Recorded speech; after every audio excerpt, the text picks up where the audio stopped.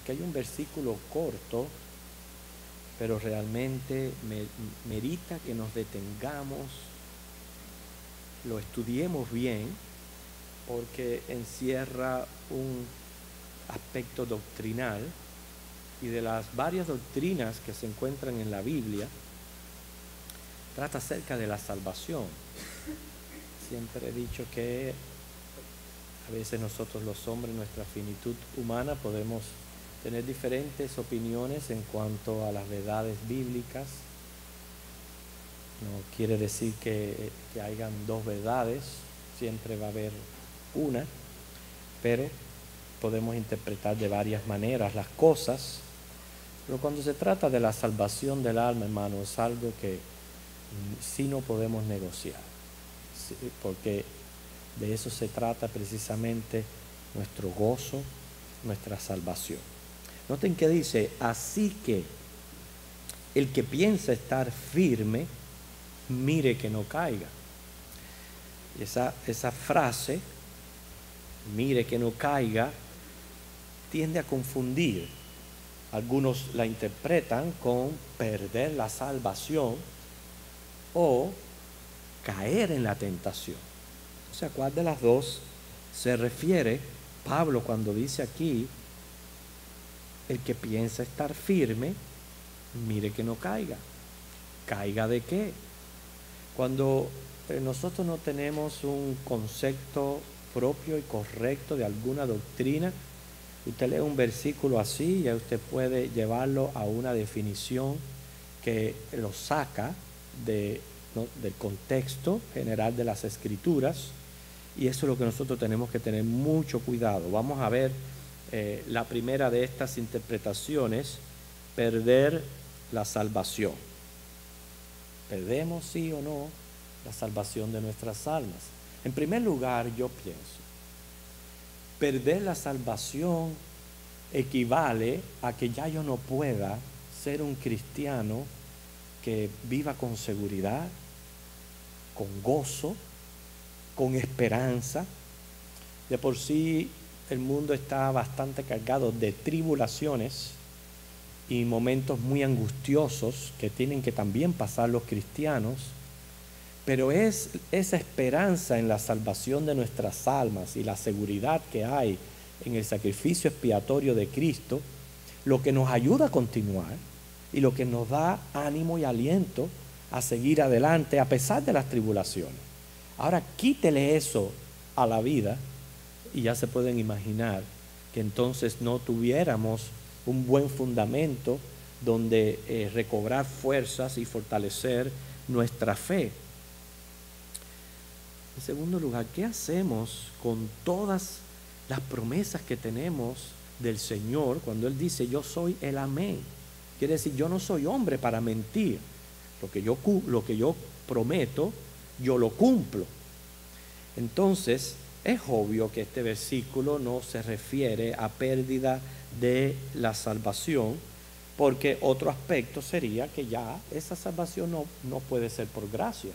Como en esta iglesia se hace bastante énfasis en lo que es la salvación por la gracia de Dios, apoyados en su versículo clave, Efesios 2, 8 y 9.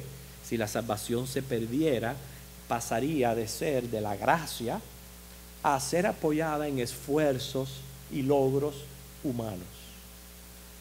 Y ya no es por la gracia de Dios. Ahora, tenemos que aclarar algo aquí para que no se nos malinterprete.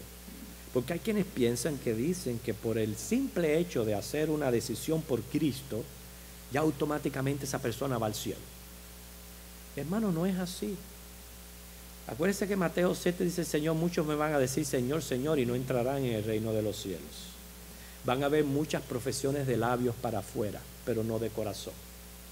¿Cuántas personas inclusive podrán haber hecho una decisión al verse obstinadas o al verse apuradas o para salir del paso?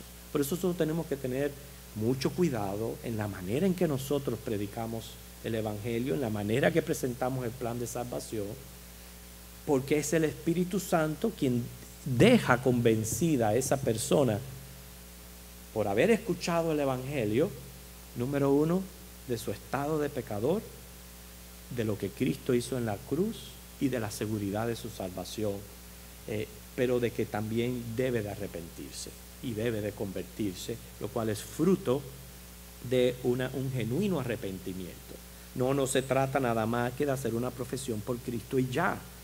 ¿Okay? Si la persona no ha experimentado un nuevo nacimiento y una regeneración, lo más probable es que tenga ideas un poquito chuecas en cuanto a su salvación y al trato que hay que tener con el pecado. No, salvo siempre salvo no significa que usted hace una decisión por Cristo, que ya su nombre está escrito en el libro de la vida, y que usted va a volver atrás y va a hacer todo lo que usted quiera, va a pecar y no va a experimentar ningún tipo de arrepentimiento, porque ya está salvo en los cielos. Y eso es erróneo. Esa es la primera evidencia de que no ha habido una conversión. Porque el fruto de un verdadero convertido, hay dos frutos importantes. Uno es inmediato, el otro es progresivo. El fruto inmediato es el arrepentimiento. El fruto progresivo es esa santificación en nuestro carácter cristiano que va obrando el Espíritu Santo según va lidiando con nuestra vida. Así que quien piense de esa manera, no porque ya yo fui a la iglesia, ya yo acepté a Cristo, ahora yo puedo hacer lo que yo quiera, que ya de todas maneras soy salvo. Mire, el que piensa de esa manera posiblemente nunca lo fue o no ha experimentado ese nuevo nacimiento.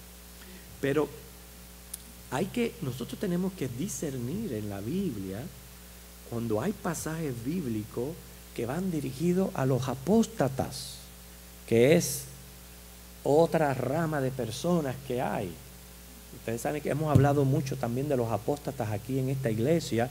La única diferencia de estos impíos, la única diferencia entre el apóstata y el incrédulo es que el apóstata fue expuesto a las verdades bíblicas. Es la única diferencia que tiene con el incrédulo, pero no significa de que sean hijos de Dios y de que una vez fueron salvos y ahora ya no lo son. En ningún momento, nunca lo fueron. Pero a diferencia del ateo, del que nunca ha puesto un pie en la iglesia, estas personas sí han sido expuestos a las verdades bíblicas, y hay que recordar que también Dios tiene palabras de advertencia para con estas personas. O sea, si las encontramos en la Biblia, no significa que aplican al cristiano. Son frases y palabras que van dirigidas, como la epístola de Judas va dirigida a estas personas apóstatas. Sí tenemos que entender también, hermanos, que como hijos de Dios, como cristianos, seguimos en la carne, pecamos. No por eso significa de que perdemos la salvación del alma, pero sí lo que acarreamos es castigos disciplinarios de parte de Dios para que podamos corregir nuestras vidas. Hay que también afirmar que los hijos de Dios no pueden ser salvos a menos que perseveren en la santidad de vida. Y para perseverar en la santidad de vida requiere dos cosas. Número uno, poder del Espíritu Santo. Sin el poder del Espíritu Santo, hermano, nosotros no pudiéramos estar donde estamos hoy, ni ser lo que somos hoy.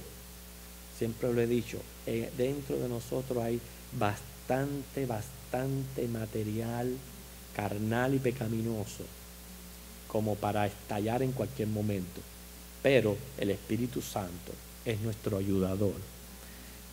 Además de eso, hay que poner nuestro empeño en esa santidad de vida. Hay que presentar resistencia cuando estamos enfrentando nuestra lucha espiritual. Pero nuestra seguridad de salvación, y por eso nosotros los bautistas nos caracterizamos, es una de las cosas que nos caracterizan doctrinalmente, el profesar y el creer que nuestra salvación está segura en Cristo Jesús, y que Como dicen, la salvación en ningún momento se pierde. Ustedes saben que hay muchísimas promesas, bastante base bíblica que apoya esta verdad, pero yo solamente les quiero mencionar 3. Primero, para que se quite ya de nuestra mente de que una persona puede ir a hacer una profesión por Cristo, seguir en el mundo y ser salvo, que no es así. Dice 2 de Corintios, capítulo 5, versículos 17 y 18.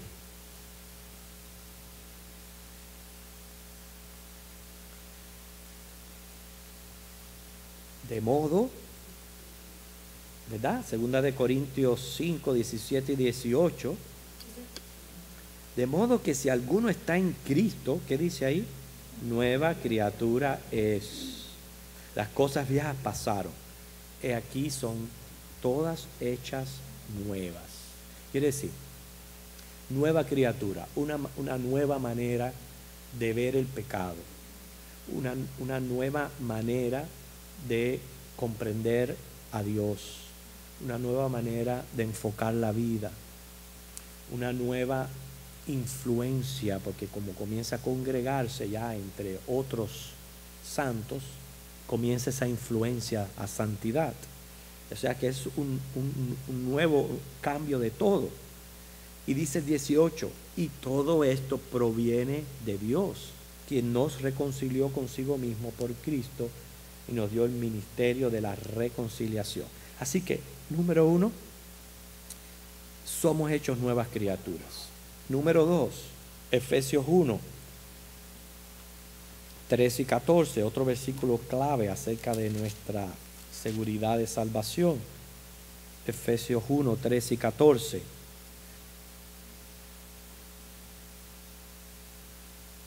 Dice, en Él también vosotros, sabemos quién es Él, es Cristo, habiendo oído la palabra de verdad, también yo siempre les he dicho, nadie se salva sin escuchar el Evangelio. Tienen que escuchar el Evangelio, porque si la salvación es responder al Evangelio, pues lo tienen que escuchar. Dice, en Él también vosotros, habiendo oído la palabra de verdad, el Evangelio de vuestra salvación, o sea, lo oyen y hay una reacción positiva, dice, habiendo creído en Cristo, dice, fuisteis sellados con el Espíritu Santo de la promesa. Ese es el poder perseverador que es el que nos ayuda en nuestra vida cristiana, ese sello del Espíritu Santo. Y dice que el 14, que es la jarra de nuestra herencia hasta la redención. En ningún momento se puede ver ahí que la salvación se pierde. No solamente usted es hecho una nueva criatura, usted es sellado por el Espíritu Santo, que es sus arras. ¿Hasta cuándo? Hasta que caiga. Hasta que caiga en pecado y ya pierda la salvación. O hasta la redención. Cuando habla ahí de redención, obviamente ya hemos sido redimidos por Cristo, pero se está refiriendo a ese paquete completo de nuestra salvación, que es cuando seamos glorificados y seamos sacados de este mundo. Dice, de la posesión adquirida para la alabanza de su gloria. Pero yo pienso que el que le pone la tapa al pomo sobre este tema es Romanos 8, hermanos. Un pasaje amado por todos nosotros, porque si no fuera por este pasaje, a veces suceden cosas en nuestras vidas, ¿no? Que como a veces tratan de desanimarnos, de desalentarnos, de tirarnos al piso. Pero solamente usted tiene que leer esta porción bíblica y usted va a ver que Romanos 8:31 va a recobrar esa fuerza que usted necesita para seguir adelante. Dice, ¿qué pues diremos a esto? Si Dios es por nosotros, ¿quién contra nosotros? Dice, el que no escatimó a su propio Hijo, sino que lo entregó por todos nosotros, ¿cómo no nos dará también con Él todas las cosas? Qué precioso, ¿verdad? Dice, ¿quién acusará a los escogidos de Dios? Si Dios es el que justifica. ¿O acaso Dios ha señalado al hombre como juez de otro? El único juez es Dios, es Cristo. Y Él nos ha declarado justos en Cristo Jesús. Así que por eso, si Dios, que es el juez, es el que nos ha justificado en Cristo, ¿quién podrá venir a acusarnos? Dice, ¿quién es el que condenará? Si Cristo es el que murió, más aún el que también resucitó, el que además está a la diestra de Dios, el que también intercede por nosotros. ¿Cuántas veces nos sentimos solos, nos sentimos, sin embargo, mira cuántas cosas tenemos? A un Cristo resucitado, sentado a la diestra de Dios, ¿haciendo qué? Velando por nosotros, intercediendo a nuestro favor, protegiéndonos, cuidándonos.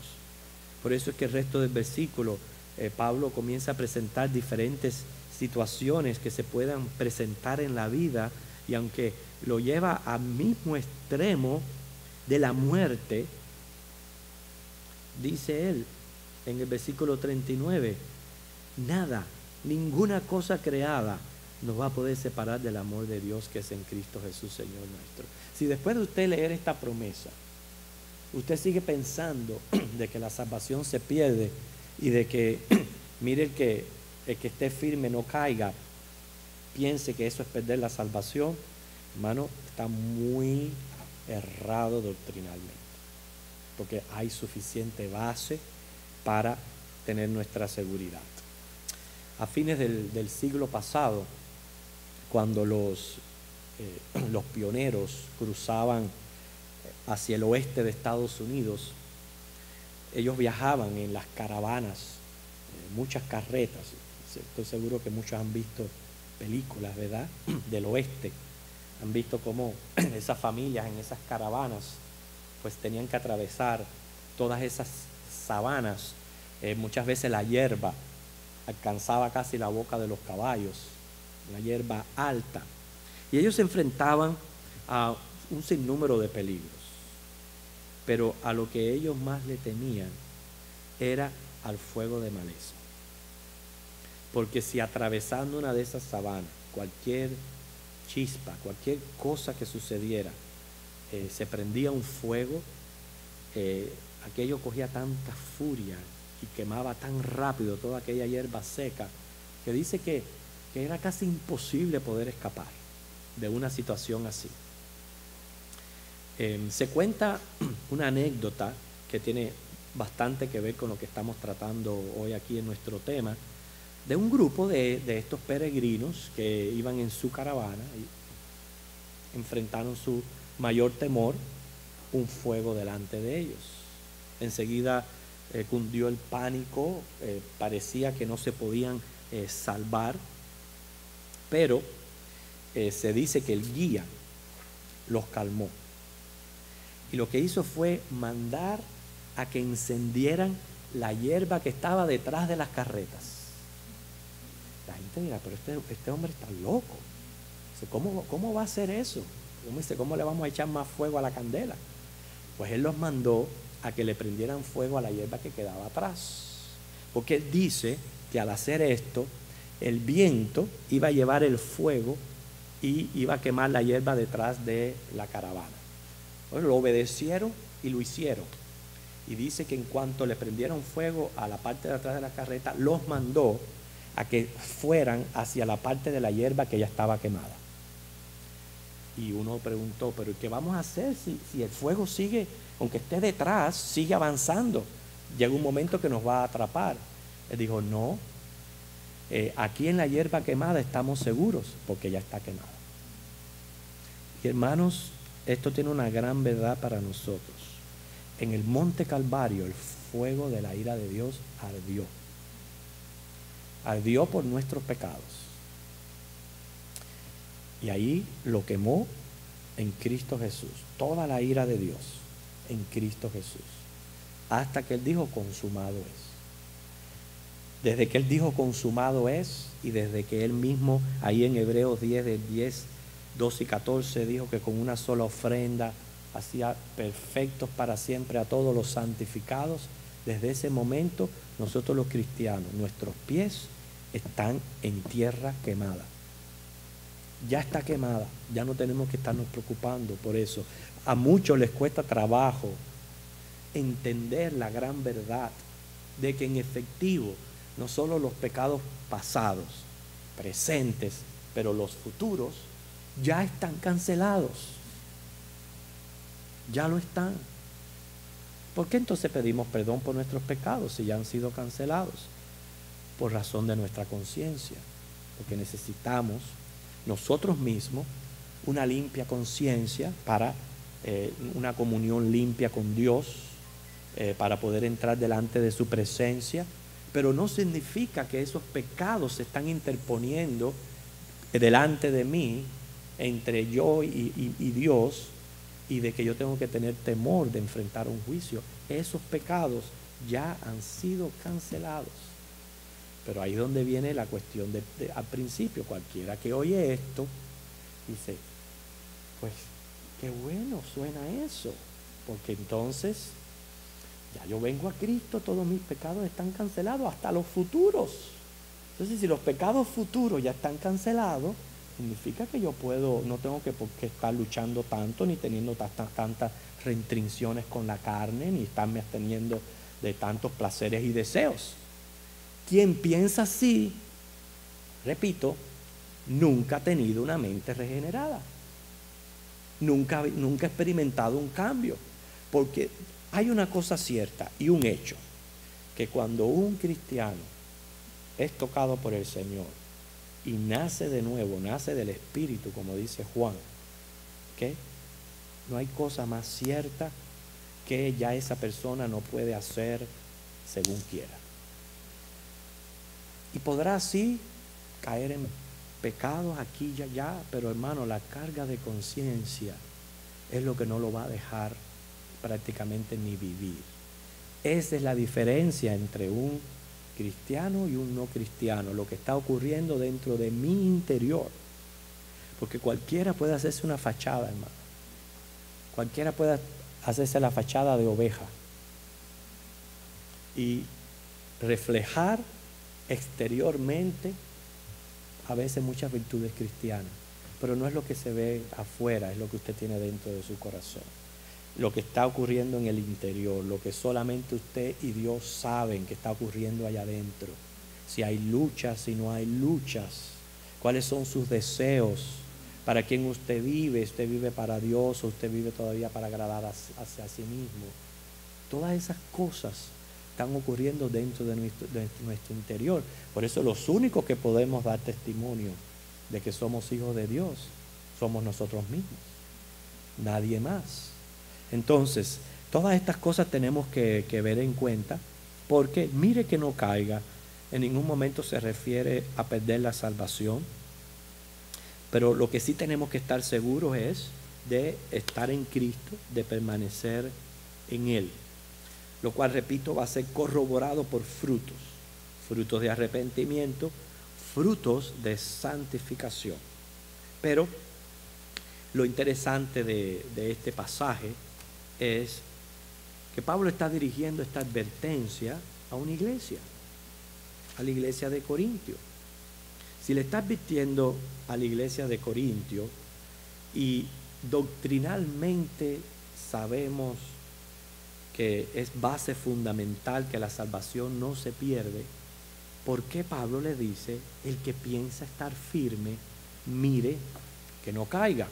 Bueno, es nuestra segunda respuesta, la que yo pienso que es la apropiada, de la manera que se puede interpretar el versículo, no solamente en relación al mismo texto, pero repito, al contexto general que se encuentra no solamente en las cartas de Corintios, pero en toda la Biblia. La segunda es cuando una persona trata de confiar en sus propias fuerzas para resistir el mal. Es a eso a lo que se está refiriendo. Por eso que el versículo 13 habla de caer en tentación. Entonces, una vez, y yo quiero aclarar esta segunda opinión, tiene relación con el versículo 13, pero el versículo 13 lo tenemos que tratar la semana que viene porque ya el tiempo va avanzando. O sea, en el versículo 13 vamos a tener un estudio bien profundo con relación a la tentación y cómo nosotros tenemos que ver la tentación y cómo responder a ella y cuán responsables somos nosotros por las tentaciones. Todo eso lo vamos a responder en nuestro próximo estudio. Pero hasta aquí se trata de las personas que creen que en su propio poder pueden resistir el mal. Cada vez que la persona se trata de justificar a sí misma por sus propios esfuerzos, ya cae de la gracia. Esa es la caída de la gracia. Por ejemplo, en Gálatas 5:4, Pablo les dice a los judíos cuando el apoyo de ellos estaba en el cumplimiento de la ley. Les decía, si ustedes se tratan de justificar con la ley, ya cayeron de la gracia. Entonces, si nosotros tratamos de justificarnos ante Dios por lo que hacemos o por lo que somos, por eso les repito, hermano, nunca podemos presentar delante de Dios ningún mérito para pedir absolutamente nada. Y yo oigo que sí lo hacen, algunos. Ay, mi hermano, mira, porque mira que yo soy fiel. Y tú piensas que porque eres fiel, Dios está obligado contigo. No.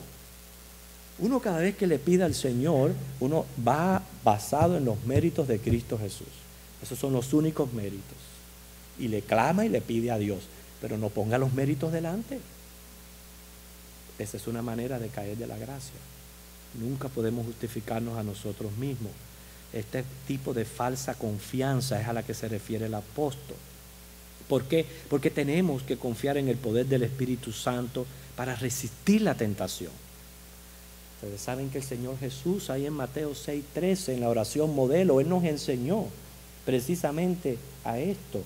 Señor, no nos metas en tentación, líbranos del mal. Ahora, ¿cuántos de los cristianos que se quejan porque tienen tremendas luchas espirituales y grandes debilidades, se levantan de mañana y en una oración sincera delante de Dios, en vez después de estarse quejando porque cayeron en esto y en aquello, no ruegan al Señor y le dicen, mira, te presento mi debilidad, no me metas en tentación, líbrame del mal? Pero lo que pasa es que hay muchos que no les gusta o les parece extraño pasar un día en una vida de santidad. Entonces prefieren, como dice, estarse quejando o estar sobre sus, o quizás hasta apoyando, tratando de justificar su mal obrar porque es su debilidad. ¿Y dónde usted ha visto eso? No, porque yo soy así, a mí nadie me va a cambiar. Pero, ¿cómo es posible? ¿Acaso tú no tienes un Dios a quien pedirle si eso que tú estás haciendo, diciendo, o lo que esté pasando en tu vida está mal? Díceselo a Dios y pídele con ruego fuerzas para que tú puedas salir victorioso en las luchas que vienen a tu vida y puedas glorificar a Cristo en tu vida en vez de estarte quejando o lamentando de tu triste condición, porque eso sería tirar las armas.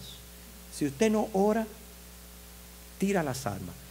Hay una gran diferencia, porque usted puede orar después que cayó y decirle, ay Señor, perdóname porque mira, he caído. Y bueno, gracias al Señor, Él nos perdona, tenemos una limpia conciencia. Pero ¿qué diferencia va a hacer en su vida que cuando usted se levante y usted diga, Señor, tengo hasta cierto temor de qué va a pasar en el día de hoy? Y no estoy hablando con otros, conmigo. ¿A qué me voy a enfrentar? Señor, no me metas en tentación, líbrame del mal. De cuando esa oración está acompañada con ese clamor, que no es nada más que decir por decir, guárdame de tentación, el Señor hace así, va a limpiar tu senda y vas a poder caminar por un terreno más limpio y vas a poderte acostar y salir victorioso de tu lucha del día de hoy. No pienses en mañana, mañana haz lo mismo. Y esa es la manera en que nosotros vamos creciendo y nos vamos santificando. Pero nunca estarnos apoyando en nuestras propias fuerzas, o estar tratando de justificarnos con nuestras debilidades, o estar pensando de que yo mismo puedo sin la ayuda del Espíritu Santo, sin orar. ¿Cómo usted puede salir de su casa sin orar? ¿Acaso usted cree que usted puede solo? ¿Puede usted solo con las luchas de la vida? No. Entonces hay muchas maneras de, mire el que esté firme, que no caiga. Caer no significa perder la salvación. Caer significa que tengas que sufrir un castigo disciplinario que muchas veces en la vida del cristiano puede ser tan severo como la misma muerte. Una enfermedad terrible o otras cosas que puedan suceder en la vida de uno que vienen por castigos disciplinarios. Ahí, esa es la caída. No se refiere a la pérdida del alma, esa es la caída. Pero el versículo 13 habla acerca de las tentaciones y vamos a dedicarle una noche a hablar extensamente acerca de las tentaciones del cristiano. Que el Señor les bendiga, hermano.